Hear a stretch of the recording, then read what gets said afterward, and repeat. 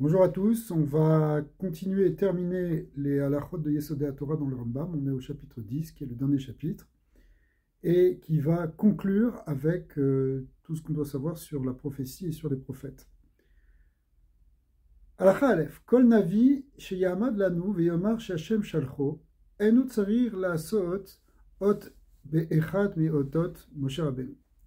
Si un prophète vient et qui se présente comme un prophète, il n'a pas besoin de faire des miracles comme Moshe Rabbeinu a fait, ou Keotot Eliyahu avec Elisha, ou comme l'ont fait aussi Eliyahu et Elisha, Sheesh Baem Shinui Minago Shel Olam, qui ont consisté à faire des changements dans la nature du monde.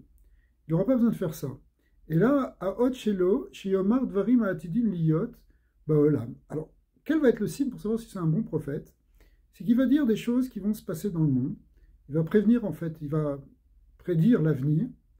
Veyaminu Dvarav, et on va voir si ces paroles s'accomplissent ou pas. C'est-à-dire que si ça s'avère être vrai, ce qu'il a dit, alors on pourra le croire. On va voir qu'il y a des conditions, évidemment, que ce n'est pas forcément si simple, parce qu'il peut y avoir aussi des magiciens. En fait, le Rambam va en parler. D'où est-ce qu'on sait? Chez Nehemar va Tomar Bilvavecha, si tu te dis dans ton cœur, Echa Neda et Adavar, comment saurais-je si c'est vrai ce que dit ce prophète, dit la Torah, ben, elle nous dit si les paroles vont s'accomplir. Les Fichar, Kishavo Adam Araou il est Nevoa Bemalachut Hashem. Donc s'il vient un prophète qui est ce qu'on appelle Raoul et Nevoa, on a expliqué dans les chapitres précédents que ça veut dire qu'il a les conditions pour cela. C'était le premier chapitre qui parlait des prophètes. Expliquer qu'il fallait qu'il soit sage, qu'il soit fort, qu'il soit intelligent, etc. Qu'il ait les bonnes midotes, qu'il ait toutes les qualités. Et il vient maintenant, comme un émissaire d'Hachem. Velo yavo le aussi faut les groa. On voit quelqu'un aussi qui vient pas rajouter la Torah, qui vient pas rajouter une mitzvah, ni en retrancher quoi que ce soit. Et là, la vod est Hachem, des mitzvot à Torah, qui vient au contraire parce que lui-même il le fait et il va nous pousser à étudier la Torah et à faire la Torah telle que les mitzvot sont marqués. Et nomrimlo, keralanu et ayam o echaye emet. On ne lui demande aucun miracle, on ne lui demande pas par exemple de fondre la mer ou de ressusciter les morts, ou toutes sortes de choses comme ça. Verhakar ne'aminbach, pour qu'après on puisse le croire. Et là, on lui dit, im navi ata, Omer lanu dvarim atidiniyot. Si tu es vraiment un prophète, alors dis-nous des choses qui vont se passer. Vu Omer, lui il va dire des choses. Manu mechakim lo lirot a ayavohu dvarav. Alors nous on attend après voir si ça va s'accomplir ou pas. Imlo yavohu, si ça vient pas, ve'afilu nafal davar echad katan. Et même si les choses ne se sont pas accomplies complètement, qu'il y a une petite chose qui ne s'est pas accomplie, Beyadoua shu navi sheker, on sait à ce moment-là que c'est un faux prophète.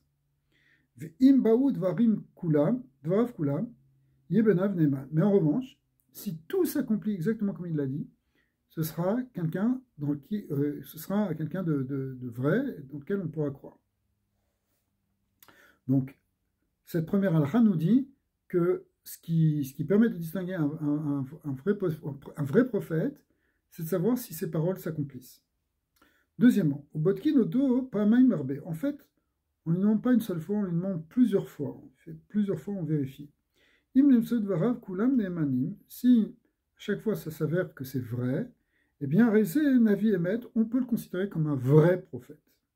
Comme c'est marqué à propos de Shmuel, Veyada Kol Israël, Midan Ve'ad Beersheva, que tout Israël a su de Dan jusqu'à Beersheva, c'est-à-dire l'ensemble du peuple d'Israël, qui Neeman Shmuel, les Navi l'Hachem, que c'était un fidèle prophète pour Hachem, que Shmuel était un vrai prophète.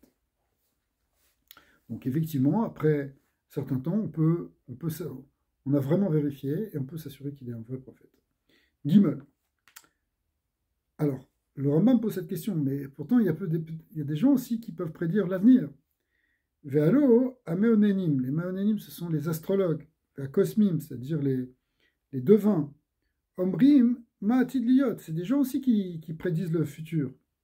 Ma'avresh ben anavi ou ben am, quelle est la différence entre le prophète et eux? Et là, chez Ameonenim va Kosmin le Keosebaem, Mixat divrei mitkaimim, mixat en mitkaimim. Alors, quand on parle d'astrologue ou de devin, hein, même s'ils arrivent à prédire quelque chose, et certaines choses sont vraies, il y a aussi des choses qui ne prédisent pas et des choses qui sont fausses. C'est-à-dire que ça va être mêlé de vrai et de faux.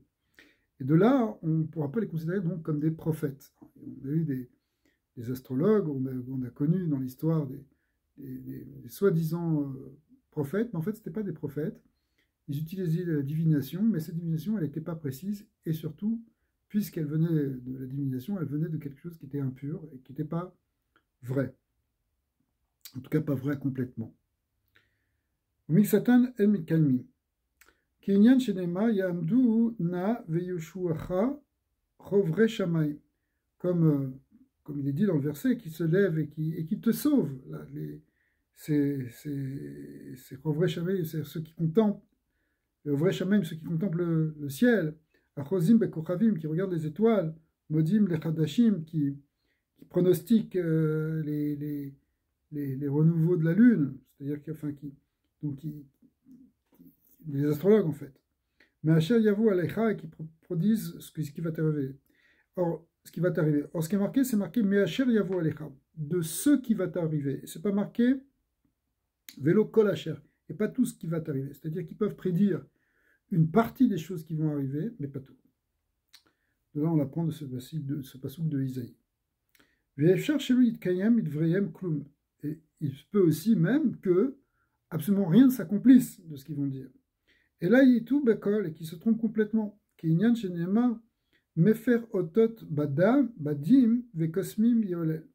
Comme c'est marqué que Akadosh Baruch Hu dit j'annule les présages des devins et je les frappe de folie, de démence.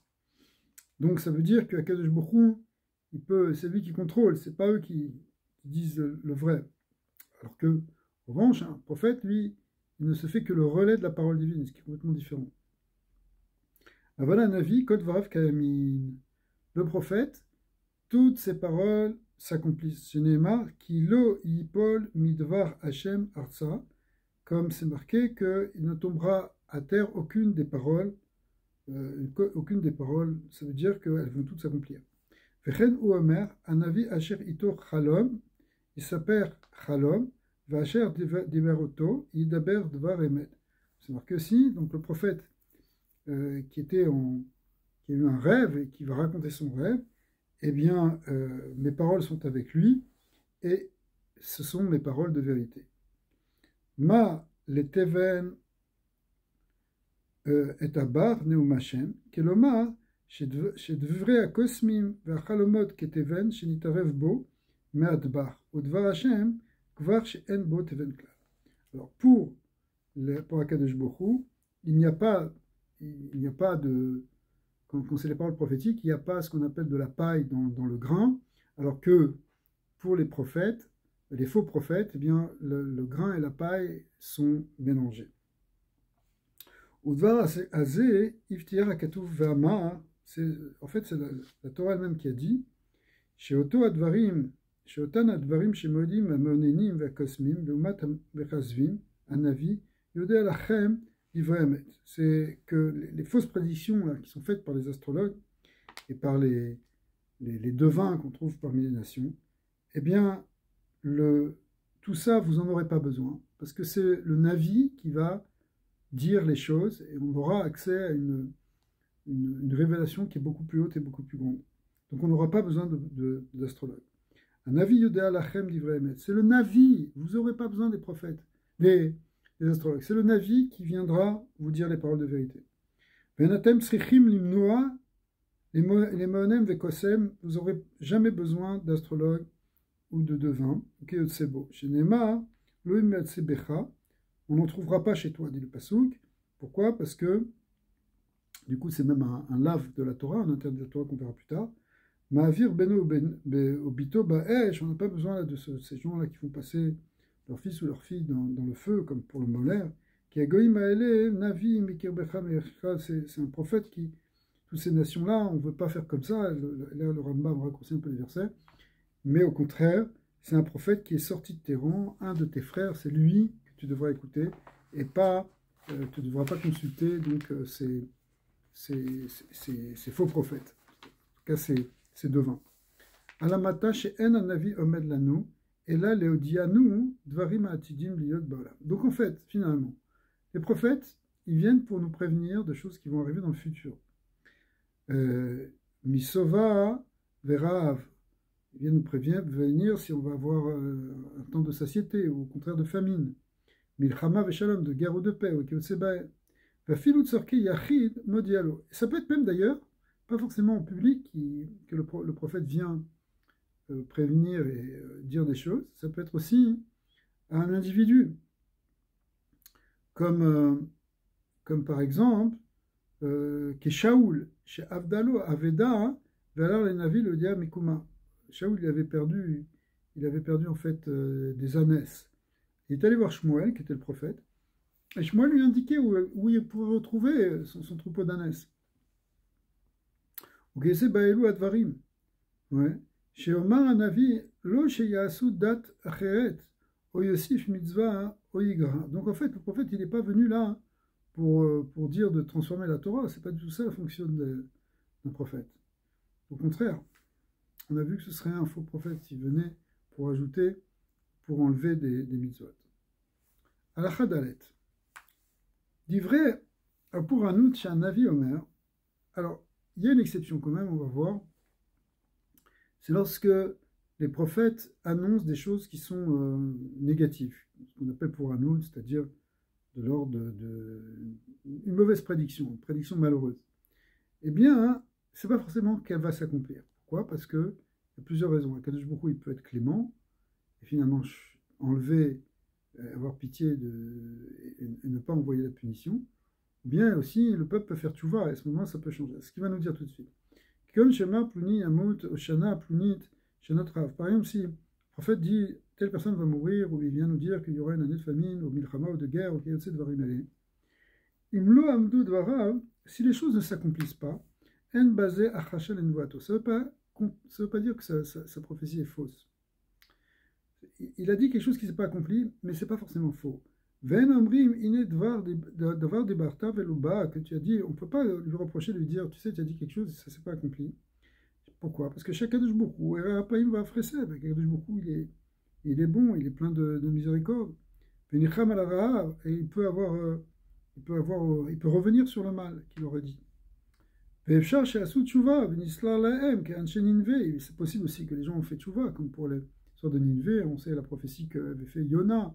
Il ne voulait pas aller prophétiser dans un premier temps à Ninvé, et puis finalement il y est allé et il a demandé aux gens de Ninvé, qui était une grande capitale de Babel à l'époque, de faire teshuva et de revenir sur leur mauvais comportement, en particulier sur les comportements idolâtres. Et ils ont fait teshuva. Le fait qu'ils ont fait teshuva, eh bien la menace de destruction qu'avait prophétisé Yona ne s'est pas accomplie, parce que justement c'était ça le but, qu'Akadosh Baruch Hu avait envoyé cette prophétie pour que les gens fassent teshuva.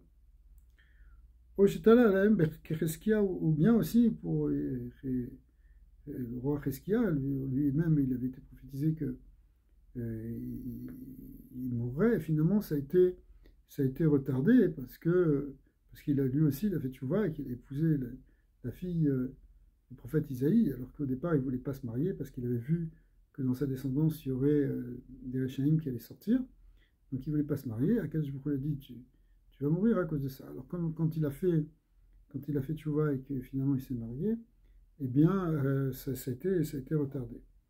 Aval imiftiar lo ala tova ve'amar shiye kar vekar. En revanche, si le prophète prophétise une bonne prophétie, une prophétie heureuse, et il dit il va se passer ça, il va se passer ça, veloba tova she'amar, et que ce bien qu'il avait prédit ne s'accomplit pas, beyadoua she'unavi sheker. Ça c'est une preuve au contraire qu'il est un faux prophète.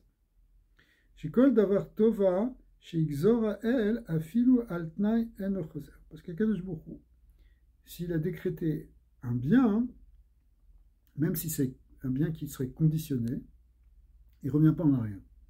Le bien, il va l'amener. Alamata shebe divret tova milva dibachen anavet.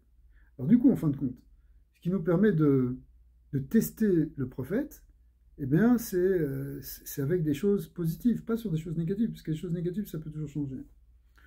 Ou Jérémia ou Omer Betchuvato le Hanania. Effectivement, quand il y a une discussion entre deux prophètes, entre le prophète Jérémie et le prophète Hanania, Ben Azor, Keshaya Yermia mitnave lera, Hanania la Tova. Jérémie faisait des prédictions négatives, il disait que le Beth Amikdash a été détruit. Hanania, lui, il était plus positif, il faisait des prophéties positives. Alors, à Marlo, Hanania, il doit dire, Hanania, si moi, ce que je dis, c'est pas, ça ne s'accomplit pas, qui c'est qui parle? C'est Jérémie, c'est-à-dire Jérémie dit quelque chose de négatif. Il dit, si ce que je dis, ça ne s'accomplit pas, ce ne sera pas une preuve que je suis un faux prophète, puisque c'était quelque chose de négatif et que ça peut ne pas s'accomplir. Aval, imlo yamdut varecha, mais en revanche, si toi, tes paroles à toi, Hanania, qui sont des paroles positives, elles ne s'accomplissent pas, yivada shatan navi sheker, on saura que tu es un faux prophète. Chez Neymar, ar shema na et adavarazé. C'est marqué dans le verset de Jérémie qu'il a dit écoutez cette parole-là, c'est-à-dire, encore une fois, ça veut dire la parole positive, elle doit être absolument accomplie. Alachae, navi she'ilo, navi acher, she'u navi. Si il y a un prophète qui atteste qu'un autre prophète est oui un prophète, Arizé bechesket navi. A priori, on va le croire et on va considérer que le deuxième est dans ce qu'on appelle une chazakat navi, c'est-à-dire qu'on le considère comme un navi. Venze hashenit tzarich hakira. Et donc, on n'a pas besoin de le tester.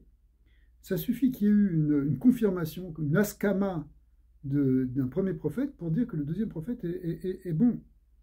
Share Moshe Rabbeinu et Yoshua. D'où on voit ça? On voit ça entre Moshe et Yoshua. Pourquoi? À partir du moment où Moshe a dit, maintenant vous allez écouter Yoshua, c'est lui, ça va être lui le prophète, c'est lui qui va me remplacer, on n'a pas eu besoin de le tester. On l'a considéré comme un prophète dès le départ. V'chen la dorot, navi shenoda nevuato ve'eminu dvarav, pam achar pam, osheid lo navi. Donc, même aussi dans les autres générations, c'est-à-dire ce qui a suivi après Yoshua et Moshe.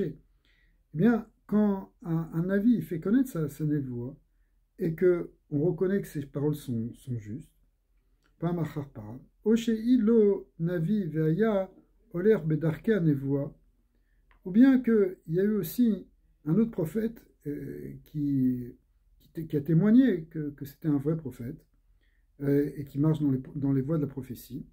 Alors, dans ces cas-là, hein, donc, si on a une confirmation par quelqu'un ou un autre prophète, ou si on voit qu'il fonctionne comme un prophète, à ce moment-là, il faut absolument le croire. Et même, et c'est ça la maintenant, c'est que c'est assour, la chashov acharav ou les harer benwato.